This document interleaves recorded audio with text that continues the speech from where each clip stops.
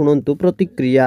अशोक कुमार बेहरा सहावाहक कलाकार उपदेष्टा कमिटी बरगढ़ धनुयात्रा आमर निष्पत्ति क्रमे 15, 16, 17 यही नवेम्बर 15, 16, 17 कलाकार मनोनयन हम बरगढ़ विजु पट्टनायक टाउन हॉल ठारे समय दिन 9:30 आरंभ हम 15 तारिख दिन आमर देवकी वसुदेव उग्रसेन सातपक्षी चाणूर मुष्टिक नारद एमानंकर भूमिका पाई चयन करा जीवो।